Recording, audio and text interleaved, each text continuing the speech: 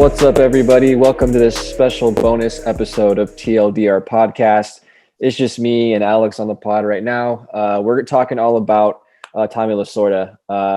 We wanted to do something special, specific for him, because I think he's a huge part of both of our lives, and I think it was only fitting that we kind of had a separate episode to talk just about Tommy. Alex and I, being the two Dodger fans on the podcast, we kind of wanted to kind of do this separately. So hopefully you enjoy it. So obviously, if you guys don't already know, Tommy Lasorda, Hall of Fame manager for the Los Angeles Dodgers, passed away late last Thursday night at the age of 93 years old. Very sad time for Dodger fans and for baseball fans and for a lot of people all around the world. Just to get into his career accolades, because we got to just roll through it because it's always fun to look at. So he spent 20 seasons as the Dodgers manager. He was two-time manager of the year, 1983, 1988. He won 1,599 games. He coached 9 Rookie of the Year winners, which is a record. 4 National League pennants, 2 World Series championships in 81 and 88. He won an Olympic gold medal with Team USA in 2000, and he was elected in the Baseball Hall of Fame in 1997. So obviously this guy's a legend, but I think it extends far more than what he did on the field. So Alex, the first question I want to ask you, I think every Dodger fan has been influenced by Tommy Lasorda. So for you specifically in your own life, like, what has Tommy meant to you? Yeah, I mean, just to put it into perspective too, for those of you who don't know, Tyler and I met when we were 18 years old in college, and one of the first things we bonded over was the Dodgers. We both went to school in Northern California. We're from Southern California. And we've been pretty much best friends since then. It's been 10 years now, or however long. Too long. We're old, but Crazy. Like my entire family was Dodger fans growing up. And Tommy was sort of, when you think of the Dodgers, they're an LA institution. You think Jackie Robinson, you think Vin Scully, you think Tommy Lasorda. And Tommy was everything to LA. I mean, I'm wearing a Lakers shirt right now. He loved the Lakers. Like, he loved Los Angeles. He loved everything about it. And for me, he was just the epitome of what a baseball fan and manager should be. I mean, he coined the term bleed Dodger blue. I mean, he's everything about the Dodgers. I know I typically do basketball on the podcast, but like, baseball is my favorite sport. Tommy Lasorda is an icon. He's, and we, you and I were so close to meeting him one time. We were literally so close.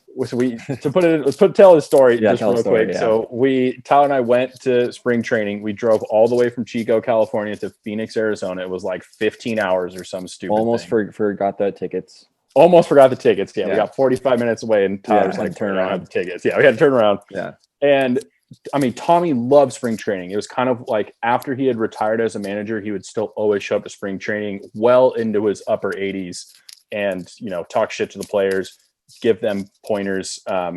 And he had his little spot, and he would sit and he would sign autographs and chit chat with fans. And we got in line to meet him and get his autograph. And I may be misremembering this part, but in my mind, the guy came and cut off the line at a specific point to say, oh, okay, this is how many he can do, because like he wanted to then go watch the game because the spring training game was coming up. And we were like the next people in line, or if not very close. Yeah. But yeah, Tommy Lasorda is an icon, and he's not even someone we knew personally, but he still, like, I feel like, meant the world to us. Yeah, I think that's the crazy thing is, I think Tommy obviously couldn't have possibly met every single Dodger fan, but I think every Dodger fan felt like they knew him. And I think a lot of people called him Uncle Tommy, and I think because that's just the influence he had on everybody. He was always at every single game. So if you ever went to a game, everyone would look down by the Dodgers dugout, and you can always see Tommy sitting there in his Dodgers jacket. And he would usually leave around the 7th inning because he was old and needed to go to bed soon. And then everyone would give him a standing ovation every time he left the ballpark. It was just a moment every single Dodger game. And I remember, like, my dad was reminding me of that, and I kind of forgot about that part about going into Dodger games, and like every single time a standing ovation from the whole stadium. Like, everyone just like seemed to know when he was leaving, and it was just, that's the presence he had, and that's how much he meant to Dodger fans. And yeah, for me, I wrote that article for the podcast, kind of just meaning kind of what he meant to me. And, I think it extended far more than just, passion for the Dodgers. I mean, that was a huge part of it, but I think also just the life lessons he teaches you about just pure belief in yourself and in others. Like, I think he did that better than anyone I've ever been influenced by. I think it's just unbelievable. So kind of playing into that, what is your favorite Tommy Lasorda moment? Okay, so I've got a couple. I think the first one is something I actually learned recently because of his passing and stories and everything that I've heard about him. But so when he took over, well, there's kind of two things. He, let's be honest, was a mediocre baseball player. He was not that great, but he knew how to coach, and he kind of faltered out of the majors, and he got traded to, I think it was the Phillies. Yeah, and then right. I think it was the Phillies, and then he pretty much figured out, like, I'm not going to make it back to the majors. He asked to be traded back to the Dodgers because he loved being there. And then he started coaching. He started coaching single A, double A, triple A. They were called different things back then, but pretty much coached in the minors. And something I learned today actually is when he was a minor league coach, he had the opportunity to move on to be a manager of a major league team, but not the Dodgers. And he told them no. Like, he told the O'Malleys, who are longtime owners of the Dodgers, I'm loyal to you. I'm not going to do it, because he was winning. I mean, he had, Garvey and Sachs and Ron Say and all those guys that came up. And then eventually, when Walter Alston, another Dodger managerial legend, retired, Tommy was the third base coach, got the opportunity to become the manager, and then immediately said, this manager's office, this is no good. He took over the training room because he wanted it to be a party. And I think that's the most like Tommy Lasorda thing in the world. He wanted there to be a crap ton of Italian food. He wanted players and Frank Sinatra and freaking whoever else, the president, the Pope, whoever would come in and hang out with him. That's what he wanted. And I think that just epitomizes Tommy Lasorda in the best way. And I love it. And then also, he came out of retirement. You mentioned it in his accolades to win the gold medal during the 2000 Olympics with a ragtag team. I looked them up later. I mean, I was only 7 years old. I don't remember this. There's like no big names on that team. Like, Roy Oswalt's probably the biggest name. And he didn't even get a medal. And he still said that winning the gold for his country was the greatest thing he's ever done. And that's on top of his, like, obviously love for the LA Dodgers organization. And I thought that was so cool. Yeah. What are some of yours? There's so many great ones. I think one of the things that I was watching the other day, and you're talking about when he was a player for the Dodgers, and I think he had one start for the Dodgers, didn't go very well. I think he like walked like 4 straight batters or something, got pulled, and the guy that replaced him on the roster was Sandy Koufax. Yeah. And obviously, Sandy Koufax became Sandy Koufax. But Tommy Lasorda always says, like, he still thinks that the Dodgers made a mistake with that move. And that again is the greatest left-handed pitcher of all time. Yeah. And Tommy's like, no, like, I think that was dumb. Like, they should have kept me.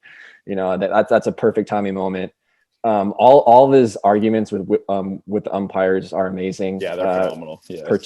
Particularly that one in the World Series. It was either 77 or 78.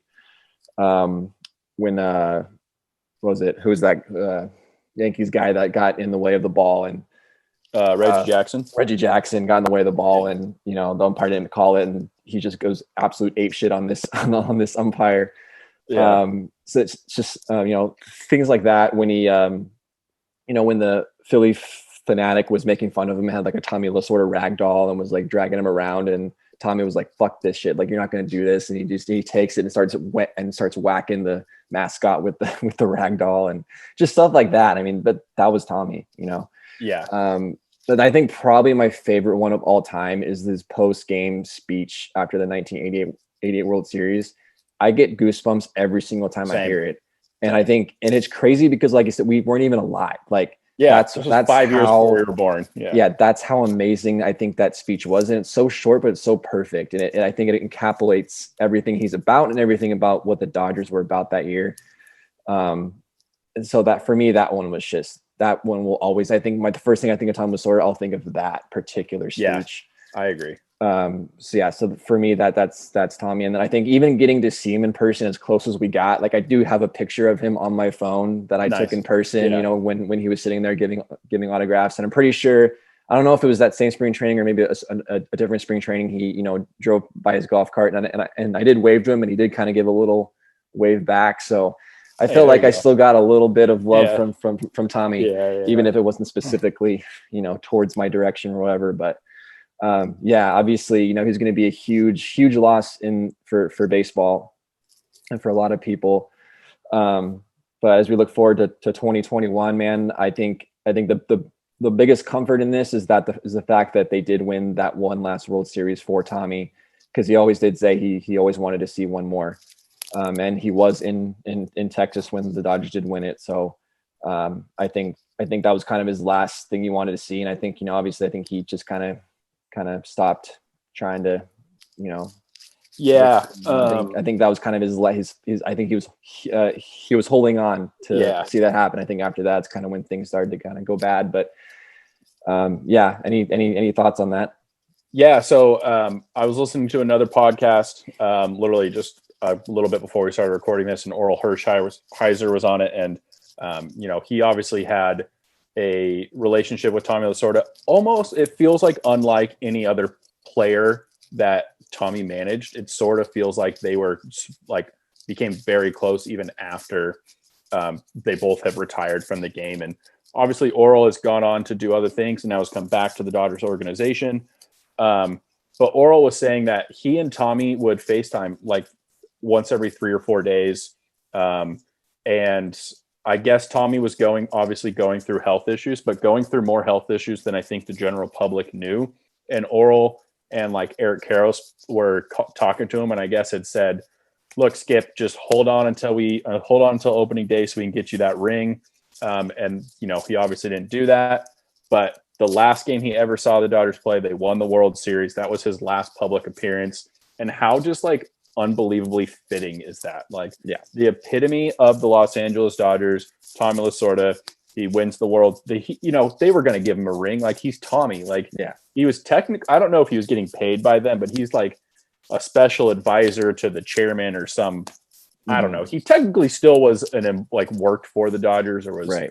I don't know how they like determine that, but yeah, I mean, 93 years old during COVID, goes all the way to Texas. Like, that's pretty crazy. And if that doesn't show you devotion for your team, I don't know what does. But yeah, I think the magic of it all kind of is almost like makes me feel a little bit better about his passing, just because, like, you know, at least they just won the World Series. He got to see them win it, and now he can rest. Yeah, that's how I want to think about it. Yeah, I think that definitely gave me comfort. Like, if the Dodgers hadn't won a World Series and he passed away, like that would have been, I think, an extra stab to the wound. But I think definitely them winning, and that was the last time he saw the Dodgers play, I think was super fitting. I think all Dodgers fans feel that way.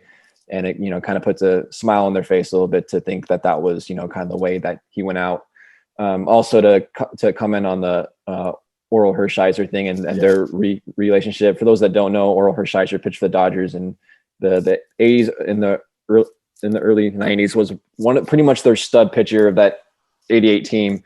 But I think one of my favorite parts about their relationship was that Tommy hated his name. He hated the name Oral. He thought it was like a dumb name. And so he's like, I'm going to call you Bulldog. And from then on, like, your name is Bulldog. And that became his nickname. And if you would never say Oral around Tommy, he would be like, who? You know, it's Bulldog. And I think that gave Oral kind of a mentality too, to be that kind of Bulldog mentality. And, you know, he had one of the best overall, I think, seasons of all time in 1988. So that was pretty phenomenal. I agree. What a guy. He loved the center of attention. Yeah. You know, and I think I heard him say, I was watching, I think it was MLB Network or ESPN's tribute video to him, and some clip of him said, "I'll never leave food on my plate." And I thought that was so funny. I was like, man, that's great. Like, what a dude. Yeah, I would highly recommend anybody that would like to know more about what he was all about, check out the Dodgers tribute Tommy. It's about a 60-minute video. Yeah. I think it encapsulates it perfectly in a nice short little video. It gives you all those funny moments, all those good moments that we kind of talked about. Definitely check that out. But Alex, you got anything else? We'll probably wrap this up. Other just also that Vince Scully lost his wife like Yeah. a week earlier too. So thoughts to Vin, because he lost, a longtime friend in Tommy Lasorda and his wife within about a week and a half. Other than that, just rest in peace, Tommy and Sandy. And, I'm sure they're looking down and excited for the season to get started soon. So definitely. I think Tommy's spirit lives in Dodger fans and Dodgers players forever. So, he's never really gone and never will be. So we love you, Tommy.